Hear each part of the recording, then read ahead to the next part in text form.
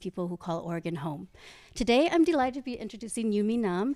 Yoonmi has shown her work extensively in solo and group exhibitions, both nationally and internationally, and her work is found in the collections of the Residency Museum in Rhode Island, Spencer Museum of Art in Kansas, and the Hawai'i State Art Museum in Hawaii, among others. She is a professor of printmaking at the University of Kansas and received her MFA degree from the Rhode Island School of Design and her BFA degree from Mokuhanga University in Seoul, Korea.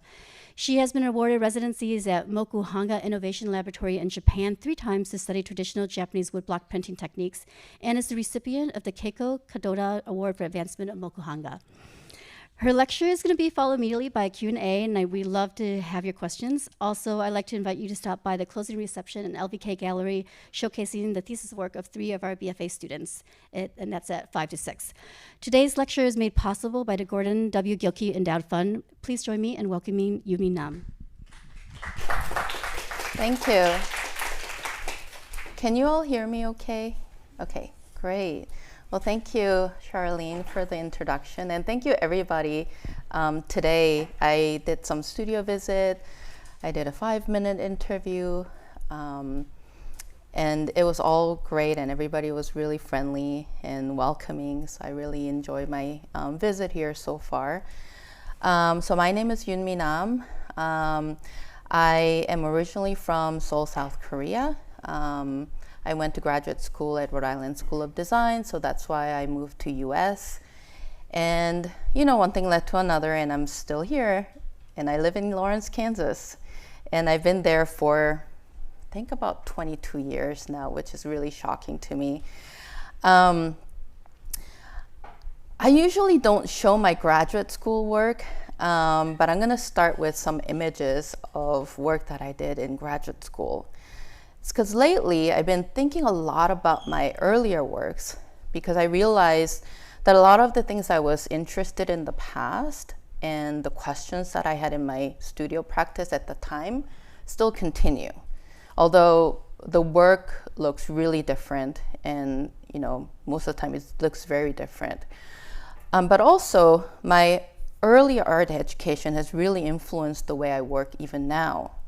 So I wanted to start by sharing some images of works that I did at RISD and just talk a little bit about my experience there. So I received my undergraduate degree, like I said, from Korea.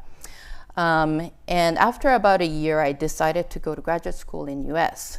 When I applied to RISD, I really didn't know anything about that school. It was before internet. It's so easy to research schools nowadays, but at that time, we actually had to get a book and look up different schools. So I went to a bookstore and looked up US News ranking thing that I think that still publishes all of the different school listings and rankings. And I saw that RISD was one of the top MFA programs, so that's why I applied.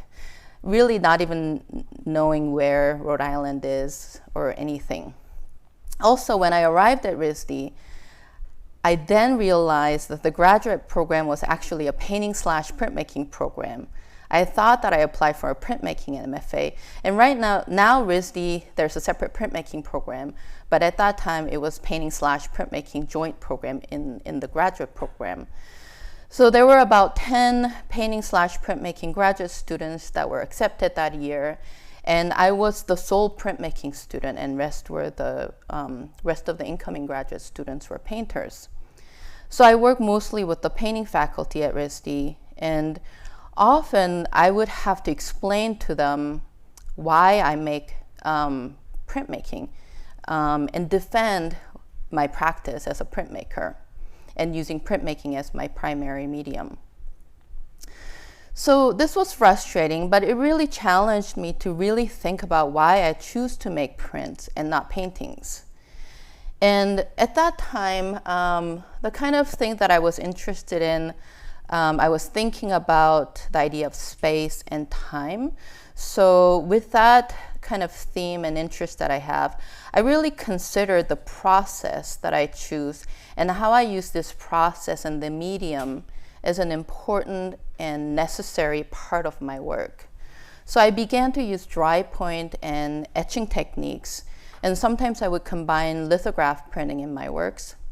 And in particular, dry point being such an immediate and direct medium, it made sense for this particular body of works that I was working on. Using dry point, I would make marks on copper plate and then pull a proof of that stage, and then make more marks and then pull another proof, and so on. These sequence of prints then were arranged to complete a larger image, as you can see in one of these examples. So these are all prints pulled from a single plate that's been printed at every stage. And with some of these sequence of prints, I also made a moving image using each of the stage proofs as a frame in a stop motion animation. So I'll let that play for just a little bit.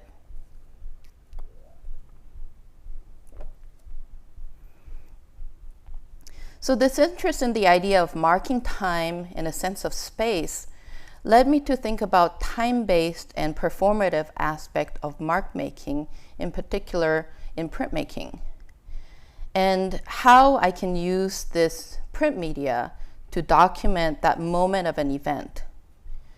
So these are a couple of installations that I had set up using lithographic transfer paper that I made. So those of you that might not be familiar with printmaking processes, lithographic transfer paper is basically a sheet of paper that's coated with gelatin. And you do the drawing on top of that gelatin surface. And that, after you're done with the drawing, you put that in a dampened paper, damp pack, and that reactivates the gelatin. And if you put that facing down on a lithographic stone or the plate and run it through the press, the image gets released from the gelatin onto the stone or the plate. So that's essentially what the technique is. So with those transfer paper, I also I kind of set up this kind of arrangement. They're suspended in different ways, and above it you can see little bottles, and in it are little bottles of lithographic touche, which is like ink-like material we use in lithography. So over a period of time, this liquid touche will drip on the transfer paper, and it will follow the surface form of these setups that I made. So the transfer papers, I would fold them in a variety of ways and suspend them. And these became receptacles and surfaces where these will retain the flow of these touche marks, marking the moment in time and the forms in space. After these liquid touche drips have all emptied out from the containers and then it has dried on the surface, I would take it apart and flatten all of the transfer papers and transfer all the images to lithographic plates, which were then processed and then printed. So these are some of the prints from that installation. And here's an exhibition view of some of those prints at that time. So I sort of saw these as documentation of an event in space and kind of frozen in time. So I continued this process of and began making larger installation pieces using this lithographic process. And these are lithographs printed on gampi paper. And gampi paper is this really thin tissue-like Japanese paper that's very strong but very thin, like a tissue paper. So eventually, as collections of these marks build, they began to kind of reference a certain kind of space. And often at this time, I would hear from my professors and fellow students that these seemed to reference Chinese landscape paintings. So I continued to explore how these printed marks can exist in space and how it can describe space through these installations. And I also wanted to kind of create an experience for the viewer. So as a viewer walks into this installation, the slight movement of their bodies will kind of agitate the air in the space, and the gampi paper scrolls will just quietly rustle. And here's one more installation views. So when I was making these large installation works, I was introduced to a couple of books by my professors. Actually, this one printmaking professor of mine, introduced me to 2 books. One is called The Mustard Seed Garden Manual of Painting, and the other one is 10 Bamboo Studio. So you can see an example of one, The Mustard Seed Garden on your left and 10 Bamboo Studio on your right. These are woodblock printed books, and these were first published in 17th century China. And the images in these books consist of landscapes and various compositional arrangements of different subject matters, from, plants to birds to bridges, chairs, and so on. But they're all images made using sumi ink and brush painting methods. And it also included some philosophical discussions on painting. So soon after these books were published, they were really popular, and they were widely distributed in Asia, in Korea and Japan, and were really influential in the training of artists at that time. These books are really important because they're early examples of how an artist in training could examine these different ways of using brush strokes by copying them and creating their own imagery. And over time, these books were reprinted or reproduced and also translated into different languages, thus influencing different cultures around the world. You would even see still today these images in newly published books that deals with sumi ink paintings, any sumi ink instruction books that are published today. So I never learned how to do traditional brush painting or calligraphy growing up in Korea. I think partly because I grew up in Korea at a time when the whole country was trying to rebuild after the Korean War. And there was a huge American presence there. There was a lot of American military base. And so I think we were trying to adapt to this more Western way of living and thinking. And I think we believe this to be more progressive and advanced. And thinking traditional Korean way of doing things at times felt like it's old and maybe backwards. So, a lot of Western influence at that time. So my educational experience in Korea was primarily, Western art history, Western art techniques. So from my point of view as a Korean artist, encountering these books in US and then teaching myself how to paint using brush and ink, reading about these in English, it made me really begin to consider ideas of originality, authenticity, and translation, and context. So some of those things are still the things that I think about in my work as well. And also as a printmaker, I was really interested in these books because they were all woodblock printed recreation of brush paintings. It was such a mystery to me initially when I saw these books because they didn't look at all like woodblock prints. But I was able to go to a museum in Boston and see these actual books in real life, and they're all stamp-bound, traditional stamp-bound books. And you could clearly see that they're printed and all the colors are printed, but it still was such a mystery because it just looked like it was painted and it looked like it was watercolor painted books. And so different from what I think about Western woodblock prints. So this introduction of these old books and this experience of viewing them closely is what actually got me to learn about Mokuhanga, which is, Mokuhanga is a term now widely used to describe water-based woodblock printing.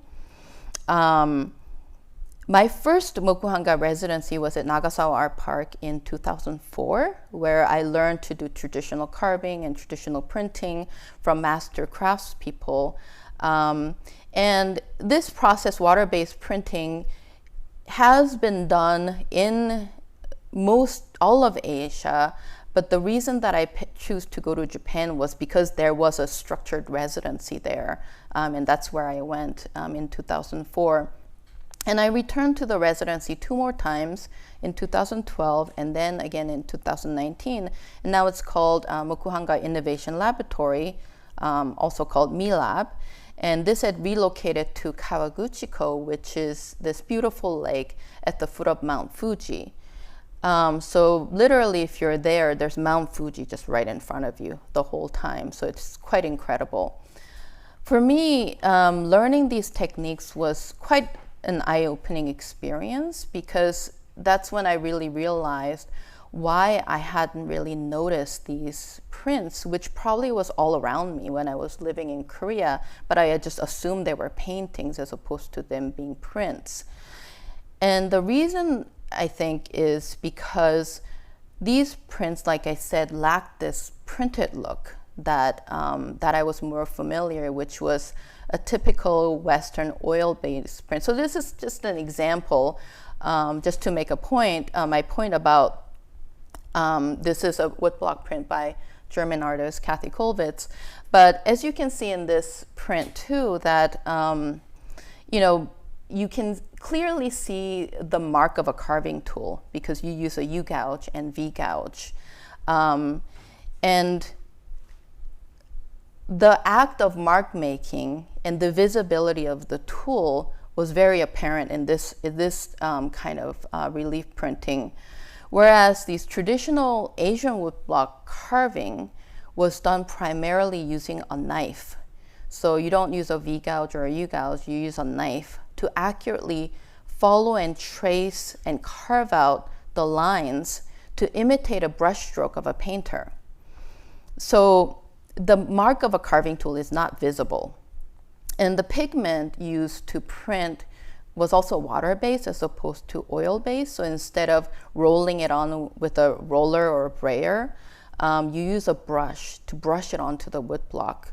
So it allows this kind of really subtle and translucent, almost like watercolor-like impressions on paper. So this inquiry into these 2 books and the technique of water-based woodblock printmaking became sort of an inspiration and the starting point of several bodies of work. And that's why I wanted to kind of talk about these 2 books a little bit. I do find these books to be really interesting examples of cross-cultural dialogue that occurs over a long period of time through printed media. So also interest to me as a painter and a printmaker is this conversation that happens and this translation that happens between painted imagery and printed imagery. And also within the printed imagery, different kind of printing processes that was used throughout history. So sometimes it was printed in woodblock, and nowadays it's offset or digital. And personally, I find a parallel in the way I find myself as a person and an artist that live within these 2 different cultures. While these are same books with same images that are simply reproduced, both their words and images need to be translated. So words are translated into different languages, and images are translated through the use of different printing techniques. The pages are also bound in a way that makes sense for the place and the time period that it's presented in. So for example, some are bound in traditional Asian stab binding method, and you read it from right to left, and some are bound in a more Western way where you read from left to right and bound in the typical book that's published nowadays. So these days, I also find myself scrolling through these images online, which is also a completely different experience. I do find these books to be both familiar and foreign, and I'm also intrigued by this act of copying and translating. And I'm also interested in this possibility of misinterpretation, exaggeration, and enhancements and deterioration, and all of these experiences, as well as just simply encountering these images out of context. And these are some of the sentiments that also inspire me in my works. So with all that, let's jump forward to my more recent works. I'm interested in beauty, irony, inevitability, and just this common and extraordinary way we structure our everyday surroundings. I find beauty in this mundane, everyday rituals. I think about man-made spaces and objects that are both handmade and commercially mass-produced that we surround ourselves with. And I'm intrigued when these spaces and objects feel both familiar and foreign, and also when they subtly suggest a contradicting sense of time that seems both fleeting and eternal. In the arranged flower series that I have, I make prints using images of cut flower arrangements. The flowers are cut from their roots, and once they're cut, they only have short time remaining to live, and then they will just wither and die. But before they do, they're elaborately and structurally arranged as if they just grew there naturally, as if the time will stand still in that moment. So I am interested in specifically cut flower arrangements and this kind of act of artificially organizing them to create this illusion of a natural environment. And by doing so, I think it provokes a certain visual, intellectual, or emotional impression. So when I became interested in cut flower arrangements as a subject matter, I also began researching old woodblock printed books that depict images of flowers, such as traditional ikebana arrangement instruction books. And I began making drawing studies from them using sumi ink and brush. So it's something that I kind of always return to, kind of using sumi ink and brush to just do some studies using these old woodblock printed books. And ikebana, if you are not familiar, is traditional art of flower arranging in Japan.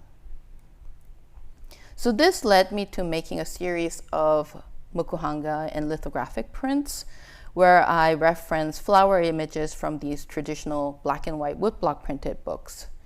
But in my prints, I decided to replace the traditional vases with disposable containers and possibly explore how these unexpected combinations of subject matters and the method of depictions can speak about my interest in time and space.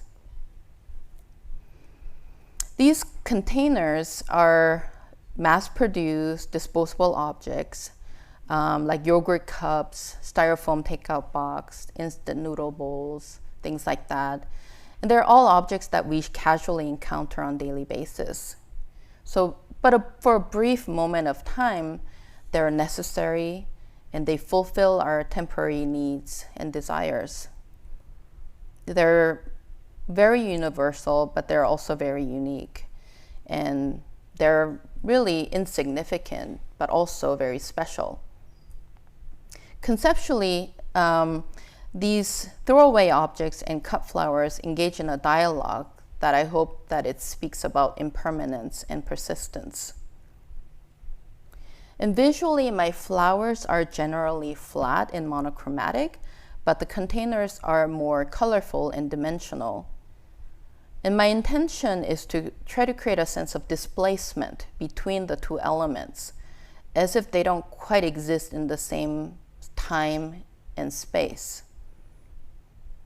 The flower images in my prints reference woodblock printed flower images from these traditional Asian woodblock printed books.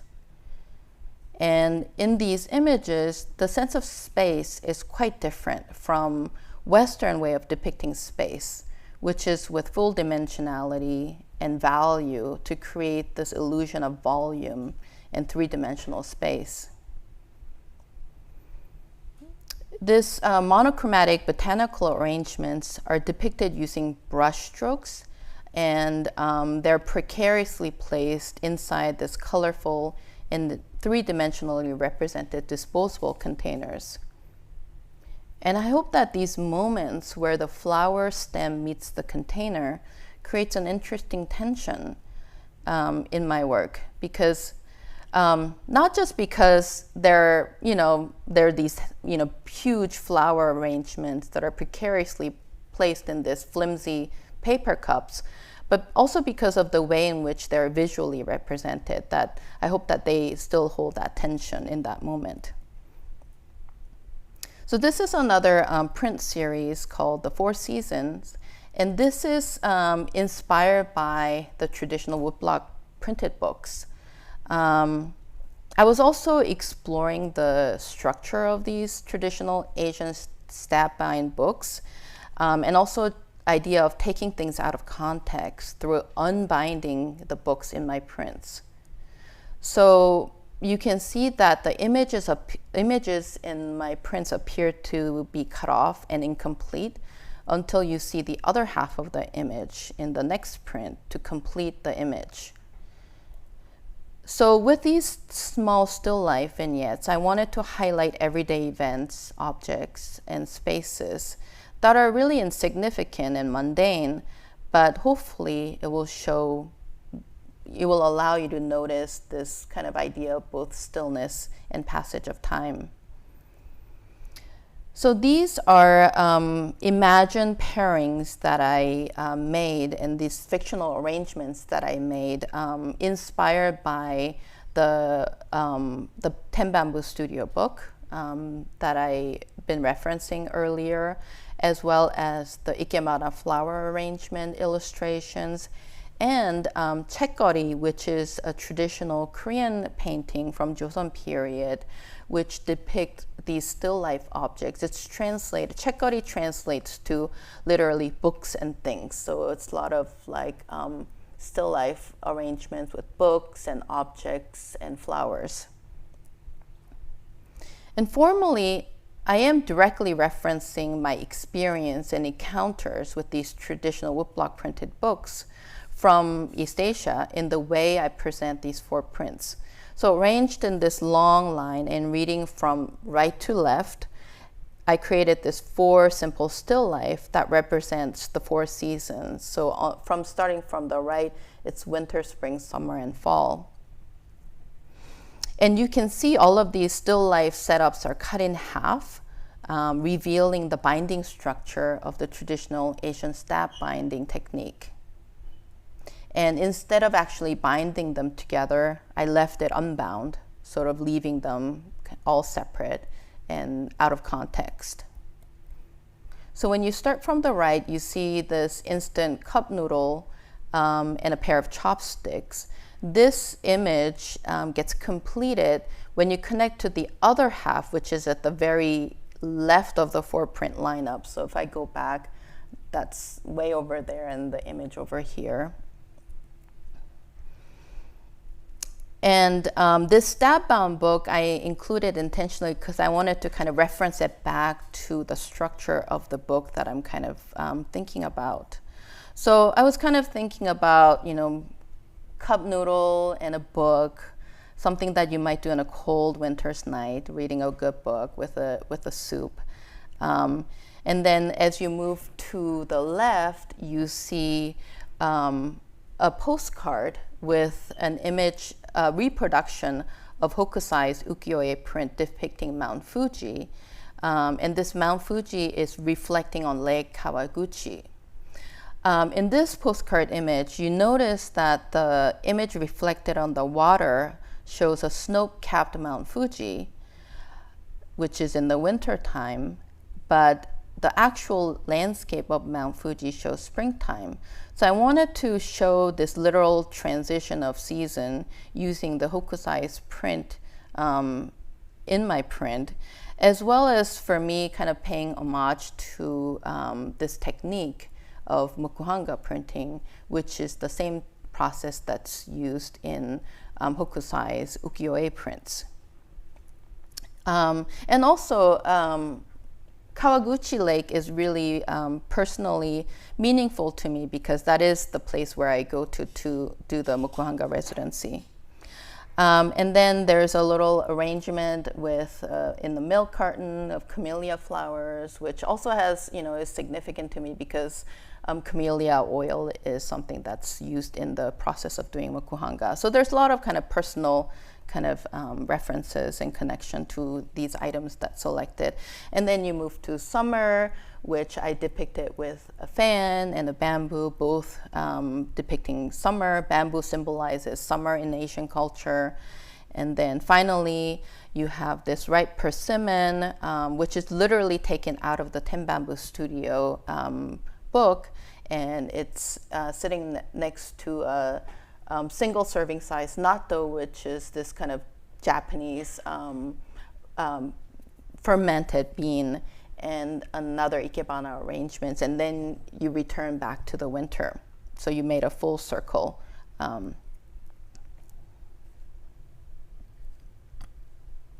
So this is another body of work. This series is collectively titled Momentarily, and in this I explore time through still life and materiality. So I'm observing the top of my kitchen table as items are temporarily set and then quickly discarded. I'm considering the sense of time that seems both still and fleeting. I began drawing the daily mail and junk mail that often gets casually tossed on my kitchen table and then eventually discarded. So for a couple of months every day, I would bring the daily mail in from the mailbox and toss them on my kitchen table. And then at some point in the day, I would do a drawing of them. And then I open the mails, and then they get discarded. So selections of these drawings were scanned and then made into a tabloid-sized newspaper, returning these back into junk mail.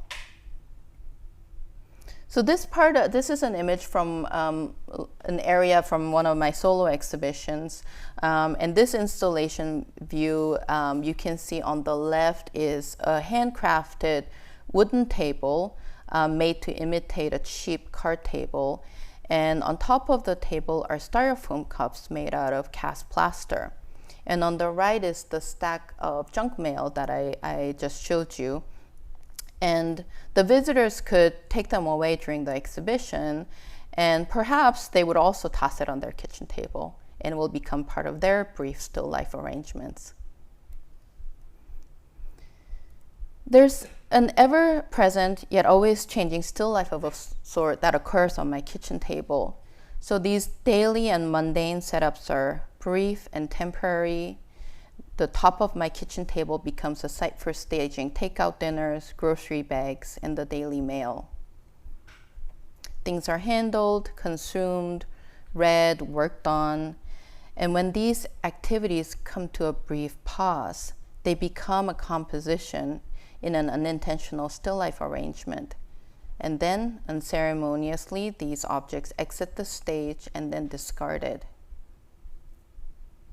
This series depicts takeout meal containers as sculptural still life. And the intended lifespan of these disposable objects are short, typically meant to be just used only once, but as materials, they often last longer than their intended lifespans. Here I transform their physical presence by recontextualizing these objects through new materials and new contexts.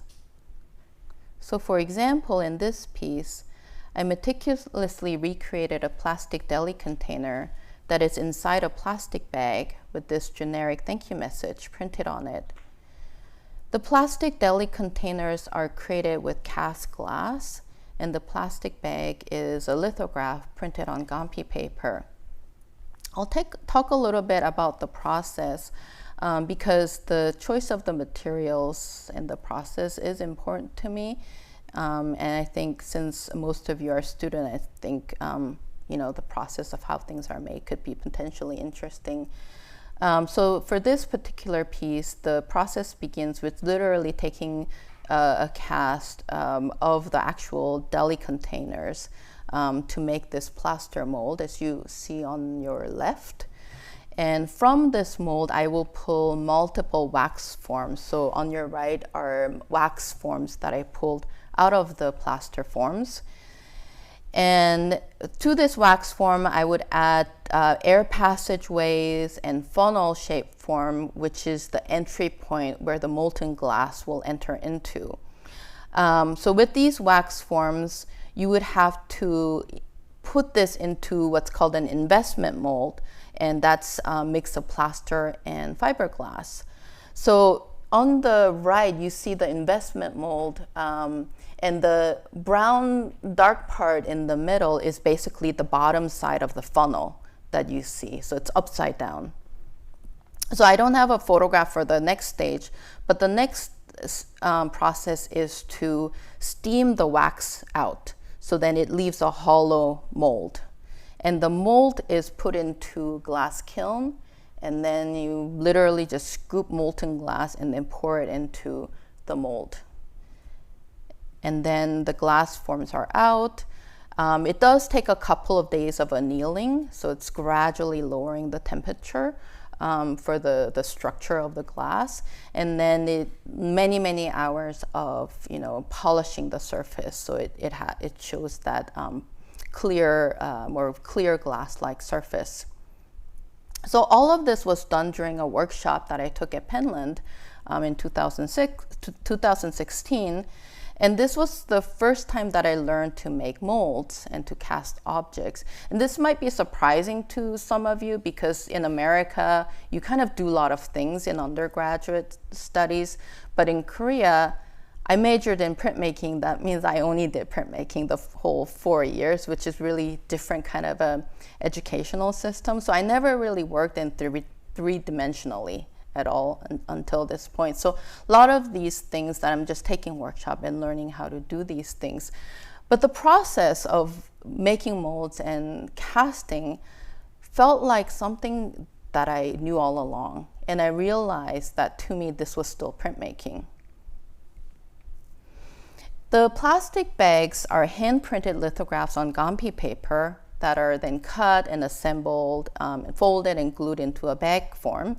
So this is an example of a hand-drawn film on the left, and then that film is used to expose photolitho plates.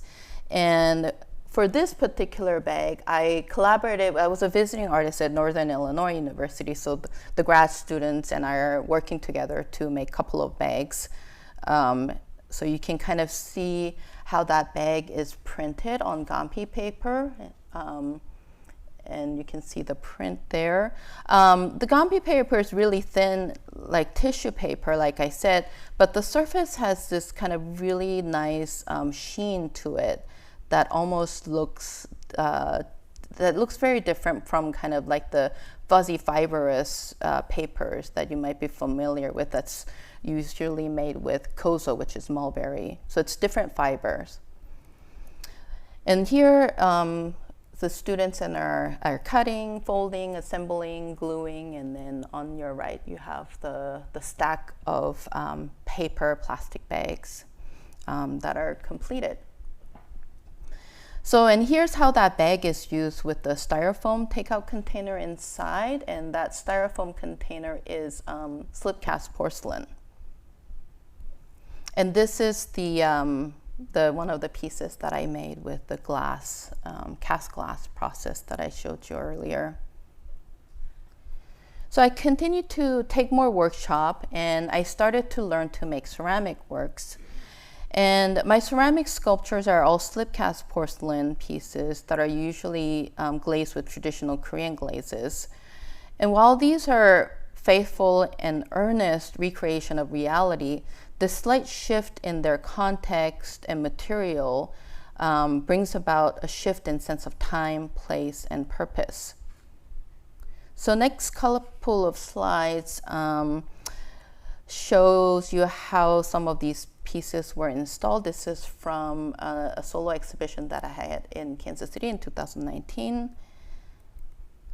And the ceramic pieces are arranged on this custom made tables that acts like a pedestal, but I wanted to kind of subtly suggest the kitchen table still life arrangements. So that's why it's a little bit different. And I also created several vases in the form of takeout containers. And during the exhibition, I made fresh cut flower arrangements every week inspired by my prints and the traditional ikebana arrangements. So these flowers actually marked the passage of time as they would slowly wither and die, and every week I would replace them with fresh arrangements. So finally, I wanted to show you some process images and works that I've been working on lately. So I began making this body of work in my studio during the lockdown in 2020, when I didn't have access to the print shop and ceramic studio. I spent all my days alone, mostly alone in my studios, and I have my studio in Kansas City, and just teaching classes over Zoom. And this work also explores the notion of time and everyday rituals, using the idea of material exploration and the act of translation. And like all of us during the COVID-19 pandemic, my husband and I relied on deliveries to sustain us. So every week, delivery boxes and plastic containers of varying sizes and shapes from local restaurants, grocery stores, shops, online stores were left at our front door.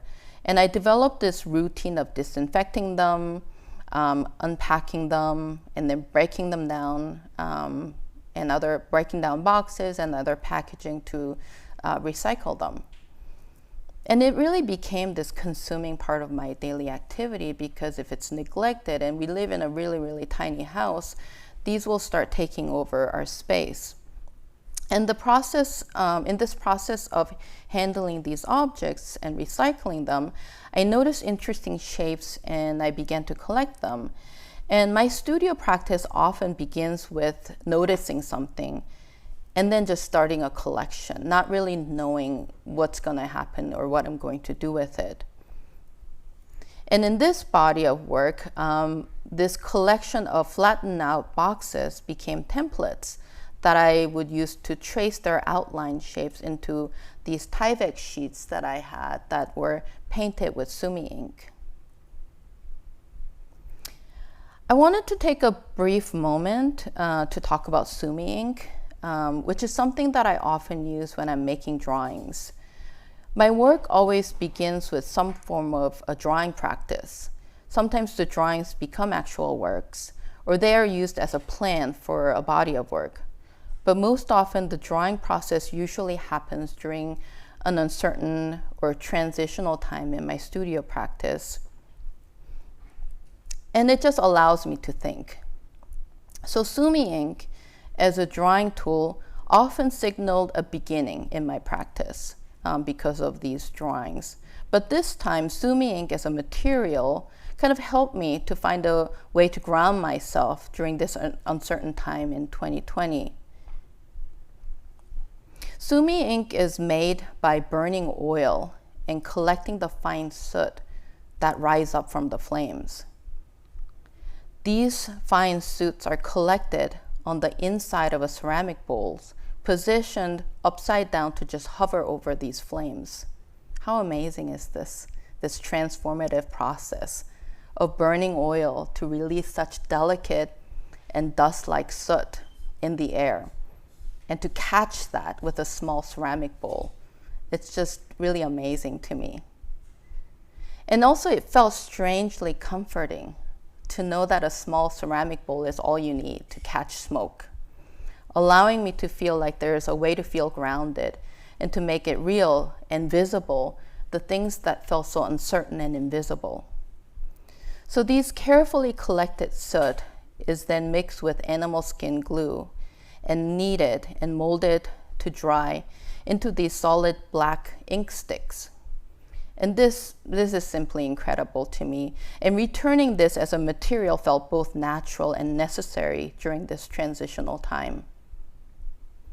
And so I used these sumi inks to paint both sides of the Tyvek sheets.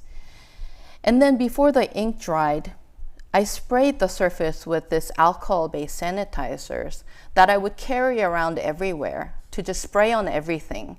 So then I ended up just spraying these on my works, these surfaces of sumi ink, brushed surfaces. So when this mist of alcohol spray land on the sumi ink surface, it would react with this still wet ink and make visible this trace of my disinfecting action. And using these various collected boxes as templates, I traced their shapes and made these necessary cuts and folds to imitate the original boxes. And using these cutout shapes, I made studies of different arrangements and conditions. So at times there are several different shapes cut out. Sometimes I tried using the negative area. Sometimes the Tyvek cuts are still tethered to the rest of the Tyvek sheets. And some of them are just stacked, as if they were, stacked, ready to be taken out for recycling. So the resulting body of works are collectively titled Delivered and Discarded.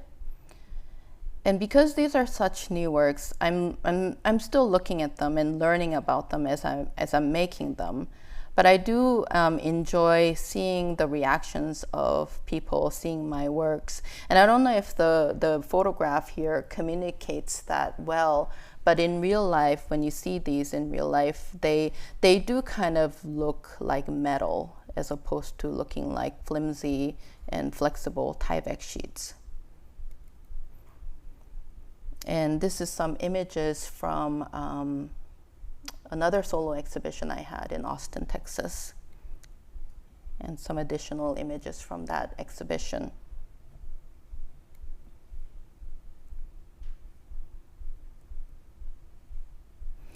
So these plastic containers, which are designed to be useful for very specific tasks, and these are very brief and specific tasks, they're designed to keep fragile or temporary items protected, like eggs or takeout food, COVID tests, Girl Scout cookies, and so on. I am interested in these objects as cultural artifacts of our present time. And I'm also interested in the contradicting sense of time that these objects inherently possess as materials and also in their functions. So these ceramic objects are castings of the negative space of these plastic packages.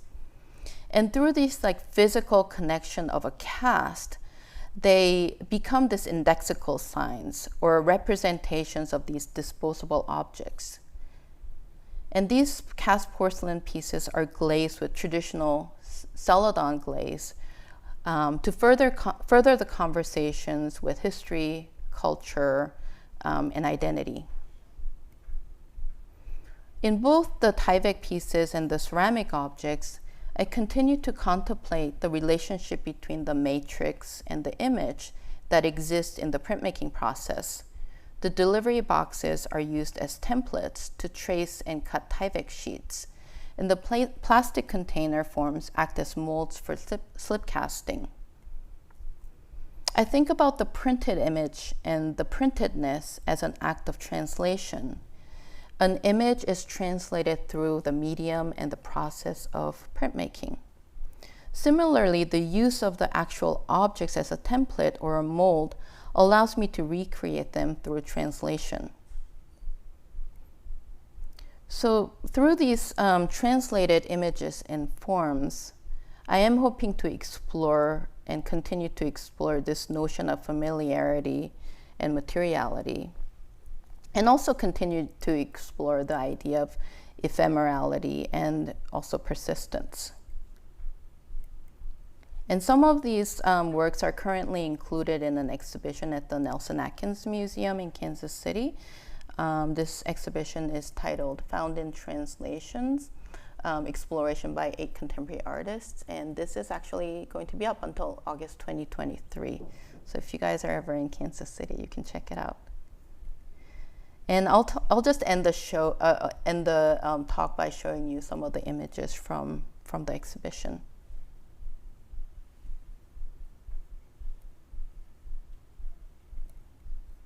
Thank you.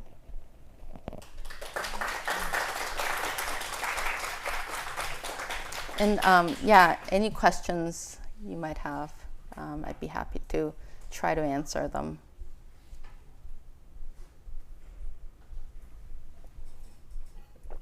Yeah. How does it feel differently to work in 3 dimensions after working 2-dimensionally for so long? Yeah, you know, that's I mean, there's certain challenges because I never sort of had that education working in 3-dimensional space. But I really think of print as being 3-dimensional. Print in a very microscopic, you know, the flattest possible 3-dimensional thing. And, you know, the paper itself, I don't necessarily just think of it as a surface for an image. I think of paper as an object. So from that, it's already a 3-dimensional thing that I'm working from. And I think all printmakers will agree that you really have to think 3-dimensionally when you're layering all of the layers. And we're very much concerned about that kind of the order into which like the ink layer goes, the interaction of them and how it physically builds on top. So in some ways I realized that, you know, it is very, I've always thought printmaking as being something very 3-dimensional.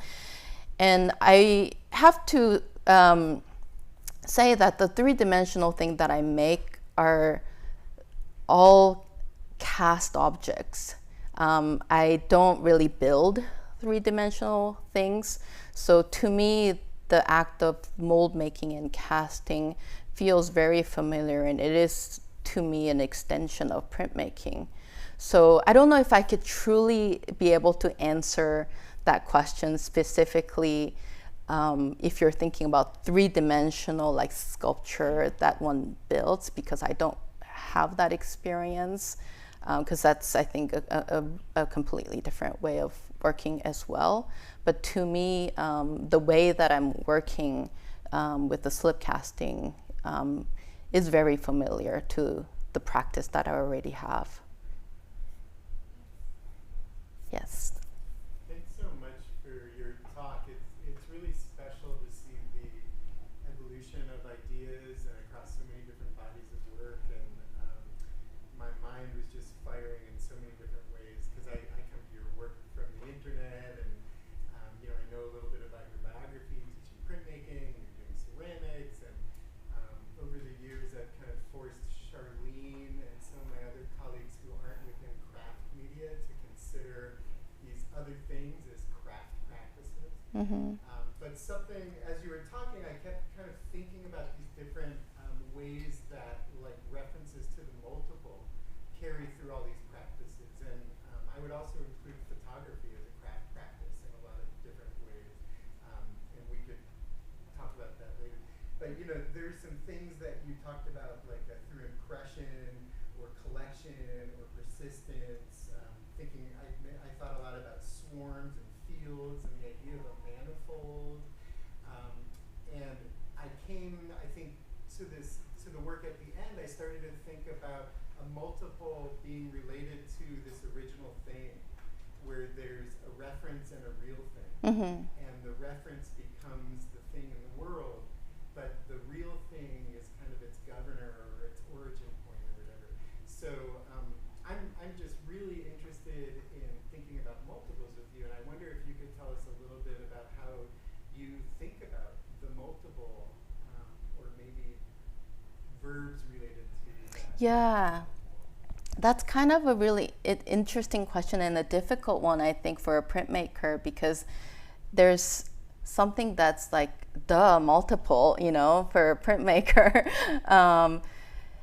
I think the way that I kind of interpret your question is not necessarily talking about, well, maybe you are, but I think the way that I sort of like grabbed onto your question is the reproduction, maybe, but not just simply multiples as in like just making a lot of the same thing.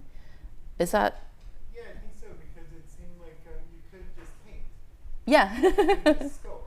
Right, exactly. Go through the process of multiplying it. Yeah, and that is something that I think that I am more and more interested in print as a medium, not necessarily for that ability to make more than one of the same thing, but the idea of, and I kind of started to associate that with the idea of translation, because, when an image is reproduced, it's a reproduction, and I sort of think about that as a translation, and that's the place where I am really interested in, and that's something that I think I started to think more about, specifically related to myself and my experience, because I always wondered, why do I always start something by copying? Because that's what I do. When I'm starting something, I draw it or copy it. There's this kind of act of imitation that I always start with. And I think, and I'm still kind of trying to figure that out, because that's always seems to be my impulse. And maybe it's printmaking, but I began to think it's because of my experience kind of living in different cultures and places. And the act of imitation is something that's necessary when you're in another foreign place, in order to sort of understand, okay, how do these people function, or how do they work? So the initial thing, I think the impulse is to imitate, and then imitate and translate kind of goes hand in hand to me. So I think in some ways that's just the way I understand. If I want to understand something, if I have a question about it, that seems to be initial impulse that I have to imitate and translate. And I think that's how it is translated into my work, how it manifests in my work, in the process of how I understand something. I encounter something, then I have to imitate it somehow with another tool or another material. And that's kind of like how I kind of build work, I think. I don't know if that answers your questions, but that's kind of the way I think I understood your question. Yeah, I love that, because I feel like it's an alternative way to think about the multiple as this translation leading to repetition, where the repetition leads to intimacy. Yeah. And also I think there is this kind of negative connotation in the West about imitation or copy, because there's such a strong emphasis in originality. But I come from a background where even in art training, you imitate first. You copy. You copy that brushstroke. You have to copy it multiple times. So to me, I don't necessarily have a certain negative connotation to the idea of copying.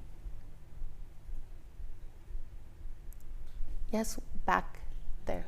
I'm kind of curious how you think about like the authority of an object, like in kind of like, I'm kind of thinking in the context of like painting and sculpture. It's usually like a one-of-one, and the art object derives its authority through its uniqueness and through its like individuality, versus like the kind of plastic packaging that kind of like arrives at a different kind of authority through its reproduction and through its like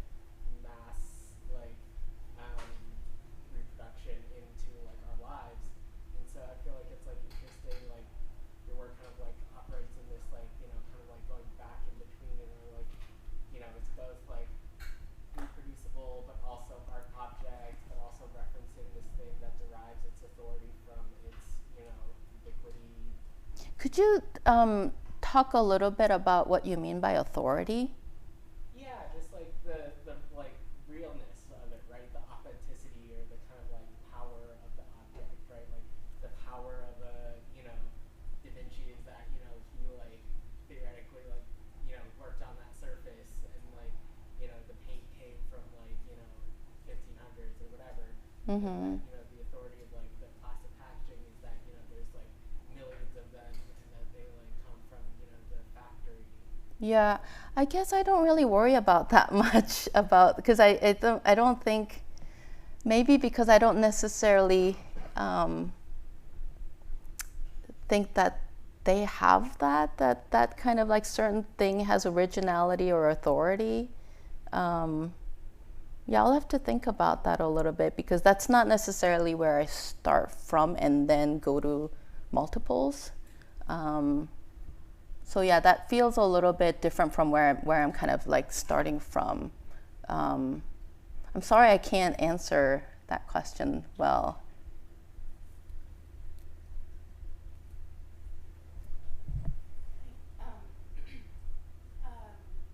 My name is Selena. And Hi. I really love your whole process. I like the idea of printmaking is like where you based off. So, what would be one of your favorite like materials that you've worked with so far, and like what is maybe a next step for another material to practice that you're saying? Yeah, gosh, who knows? I don't know. I tend to work really organically. I don't, like, a lot of the times my work evolves, like one thing leads to another thing. So, really, like, for a good example is I made those Gampi paper plastic bags. I don't even know why. I just like, so I started doing these orange flower series, and because I needed these disposable containers to look at, to draw them, I started collecting them. So then I ended up with this giant collections of trash. And I think then again, it's kind of going back to this, my impulse to imitate. I think I noticed this plastic bag and it looked just like Gampi paper. So then my impulse was to just, let's recreate it with the Gampi paper. So then I did that. But then I just had this Gampi paper bag, which is like so light, and it just like, the problem was how do I have people experience this? I wanted it to exist in space, not just like a framed, print.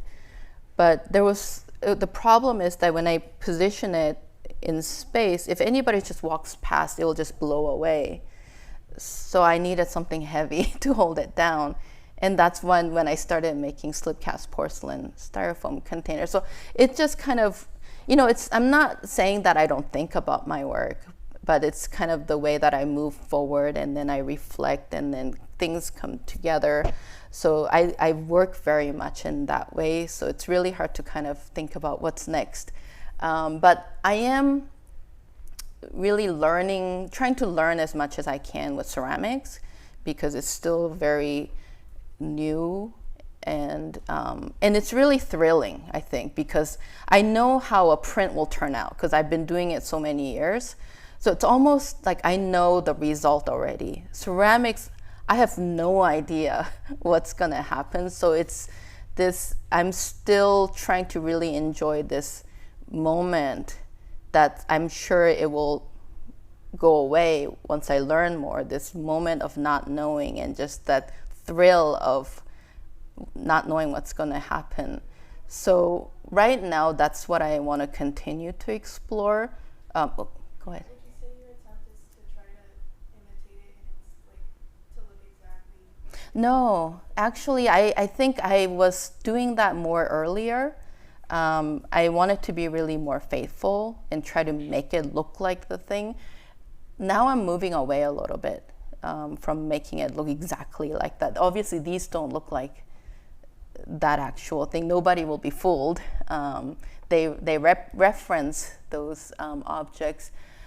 But right now I'm kind of thinking about wanting to learn more about glazes, and I think color as a material is really intriguing to me. Like even like sumi ink, you know, it's material. So maybe some of those things might be coming into my work a little bit more. But at the same time, I might just end up going back to printing. I don't know.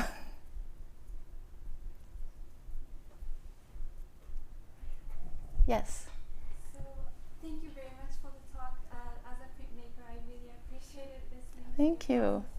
So when I see your work, you know, printing gampi, the plastic bags, or slip casting in glass or ceramics, like almost like elevating its like a mundane object existence. So I can clearly see this like the labor and care went into it. It becomes like a so precious. Do you intend the viewer to sense the time that you spent on it, and then you know, kind of bring up this like a, you know, usually overlooked space or object to like calling attention to that? Is that part of your thinking, or it just happens in the outcome of your creation? Yeah. I think, to be honest, I just make it for myself first. And then, you know, those are the kind of things that I think about as I'm sort of more into making it. And I do really value that comment that I always kind of work with this idea of opposites, and how two things that are completely opposite can exist in one thing, both in terms of time and material and all of that. And I think that's also something that's part of it, that this really, you know, nobody ever, well, not, I shouldn't say nobody ever, but these plastic containers are not intended to be used twice. You know, it's just one use, and it's still holding its shape, but it's just meant to be used once and discarded. And the contradiction of that value and the value that does get applied to these objects because of all of the labor and also the material. I think there's a value that we apply to the material. And I do specifically choose to use like glass and ceramic and, you know, things like that, because I wanted to kind of see how they will exist in the world if I use the material that to me felt like the opposite of plastic, and that was old material like clay and glass, and that's why I chose those material. So I think because of that, I think, like you said, it does have this kind of element of elevating these objects as well. I also think that it becomes more visible, because if you slightly shift it a little bit, you know, I think most people don't really carefully look at these, you know, these cups or containers. But when you kind of, if there's something kind of off about it, something that's kind of it has shifted a little bit, then you notice it. So in that sense, maybe I am kind of asking the viewer to notice it. And perhaps that maybe means that I'm asking them to kind of value it a little bit. But really, it just comes from just my desire to kind of wanting to see how it will exist in the world if I just kind of change it a little bit. Thank you. Thank you. Oh, yes. You commented on like some bookbinding traditions and like engaged with the book form a bit, like your early work, and so I was just wondering, in general, what you think about the book form, if you ever consider that as like a final execution or realization of your printed work now. You mean like to actually bind it in a book? That piece? Yeah. Yeah. Just in general, the book form, like as it relates to anything. Oh yeah. I mean, I am very much interested in book arts. Not so much like more of a conventional bound book, but I am very fascinated in the space and the time, because once it's a book, it contains time and space, which I think is really intriguing to me. For my particular work, I don't think it will exist as flat work, because I wanted it to feel like it's out of context and that you have to kind of connect them together. But it actually can't be bound in a book unless you bound it as a circular book, because the end just begins again on another page.